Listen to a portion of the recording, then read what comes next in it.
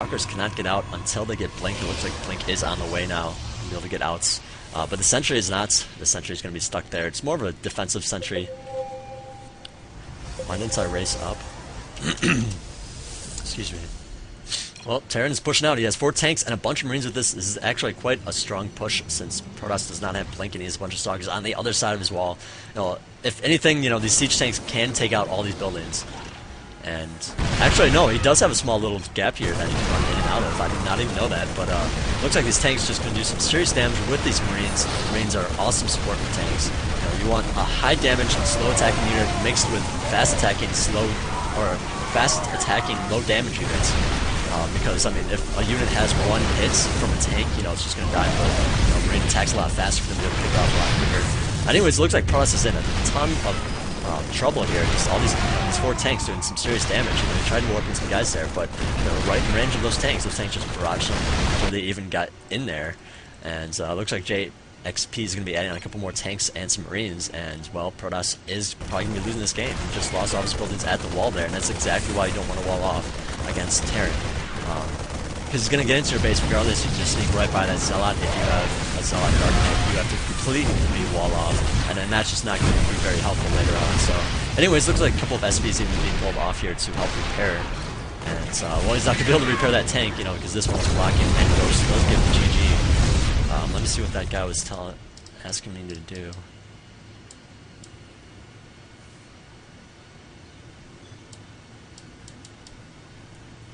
Oh, he's probably saying, why aren't you playing? I think that's what he meant. I'm not playing because I'm casting.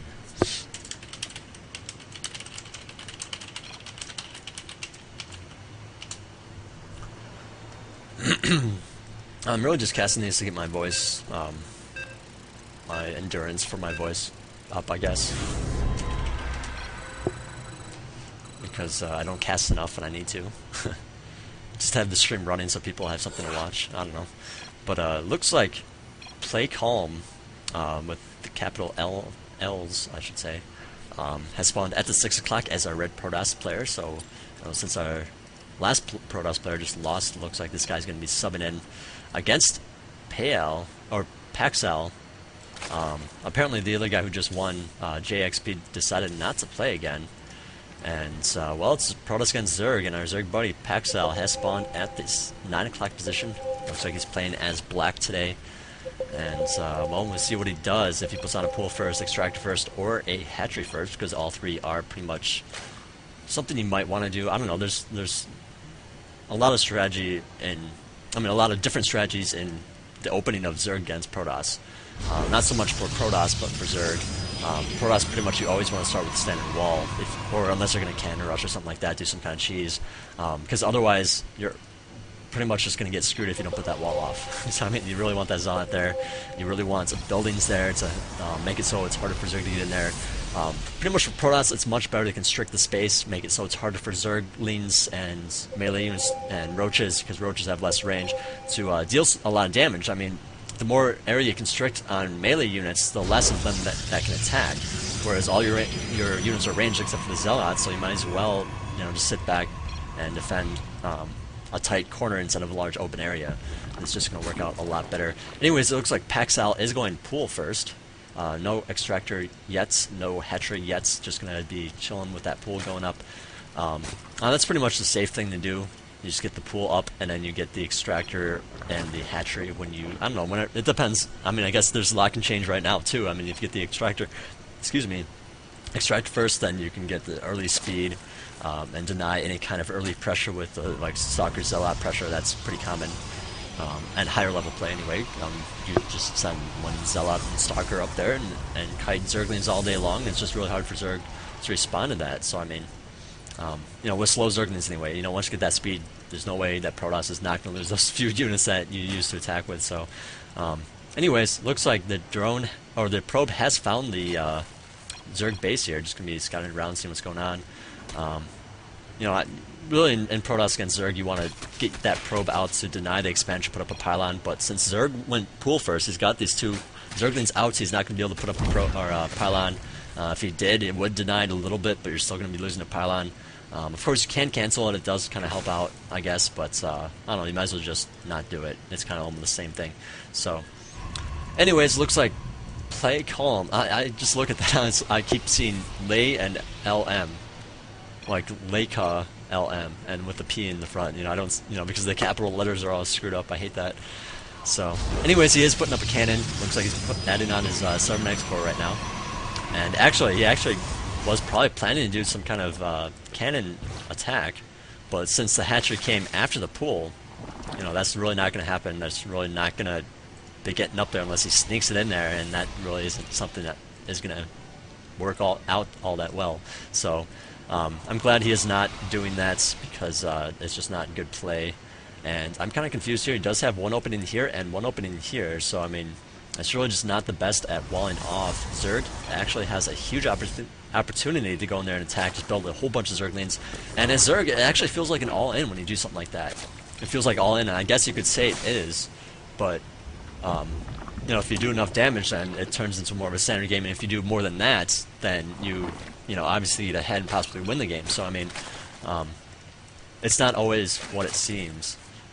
You know, same with a Terran that goes 2 barracks, bunker push. You know, it seems like, oh, you know, that's an all-in bunker play, but it's really not, because Terran can just expand behind it and all that good stuff, and that's what you see a lot. So it's really not much of an all-in play. You can say it's cheese. I definitely differentiate between cheese and all-in. I would consider an all-in to be something where there's no plan afterwards. You just attack with as many guys as you can and try to kill them off right then and there, and if you don't, kind of lose. Whereas a cheese is more like an easy win, like whatever you do, whatever it is just like an easy way to win. You know, like a 4-gate I would consider like a cheese, because it's just like, it's, I mean, it's, I guess it's also an all-in, but I'd also consider it a cheese, just like a Void Ray rush or a Battlecruiser rush or something like that. I'd consider a cheese or something like that. So anyways, let's talk a little bit more about the game. Looks like the Cybernetic core is now being chronoed some more. Going to be finishing up here in a minute. Looks like about a 7-minute finish. A couple more gateways being added on as well. Actually, let's look at the money here. Yeah, Red definitely a little bit behind. I mean, he could have gotten these 2 gateways up a lot sooner, and that would have helped out quite a lot. Well, I mean, of course, he's getting up the Nexus, which is good. You know, he could have gotten the Nexus earlier probably too. So, I mean, not the best macro players in the world, but again, this is Obs, so it's all good. And the first couple of roaches are out. They do have that Roach Warren, or he does have that Roach Warren, I should say. But looks like Laxer just pointed out he's not getting speed quite yet. He's getting the lair already. He's just not getting the speed. He actually has 4 gases. So I wonder if he's going to go Mutalisk or Infester. You know, Fast Infester or Fast Mutalisk. Because this is quite an early layer, if you ask me anyway. You know, he could just be getting it for an Overseer, so he can detect Dark Templar, stuff like that. That's usually the timing. But if he scouts this Nexus, I'm not sure if I don't think he's seen it yet. But if he scouts it, he knows that, okay, there's not going to be Dark Templar right now. And apparently we voted to be able to talk to the players. I don't really like doing that, because it's very distracting. I get distracted easily. I hate it when people do that when I'm playing. And it's not like there's a hidden command center that's making it so we're all just sitting here waiting for that one command center to die. I mean, it's really just players want to be a douche to those other players. And I don't know, I just don't agree with that kind of thing. Anyways, bunch of roaches out here now, going to be attacking the Protoss in just a minute. Looks like he has a pretty good timing with this. You know, with that 3-gate expand. I'm not sure if he saw the expand, but it pretty much is a 3-gate expand, except he expanded a little bit before the 2 extra gates were added on. It was like a 1-gate expand, which I don't really agree with, because it gives Zerg a huge opportunity to attack, especially when you're late and you just have too many minerals saved up. So Zerg right now really has a good opportunity to go in there and do some real damage. Looks like he's going to wait for a few more units, just sit at the watchtower for now. But if he attacked in there right now, he could actually do some really, really heavy damage. And he's actually doing a pretty good job with these overlords, just spreading them out, making sure that no kind of aerial unit gets past them. Of course, aerial units can just go around the map, but that's not, you know, that's not very wise, because it would take forever to get there. Because Void Rays are pretty good against Zerg if you get them really soon. And of course, in later games, it does help out as well. So, just doing a good job scouting with that. I wish he would get a little bit more creep. He's not doing the best on the creep, but whatever, whatever. And Angel, you're lagging, man.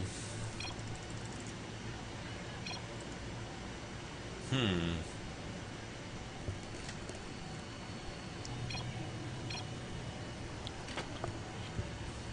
drink some of my coffee and my water.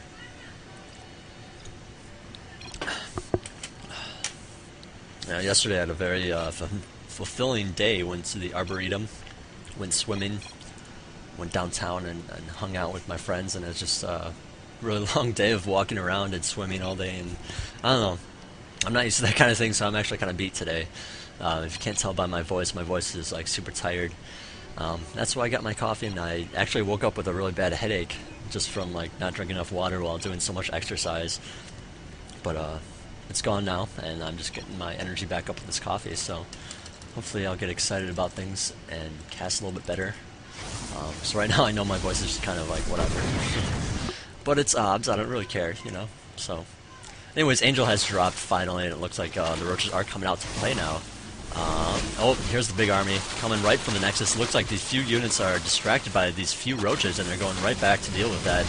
And, well, that's exactly what you want to be doing is you want to distract your opponent's army so you can go in there and attack somewhere and do some real damage. I mean that's why you do 2 or 3 pronged attacks. Attack his main while attacking the natural, and attacking the third all at the same time, so that it's hard for him to defend all 3.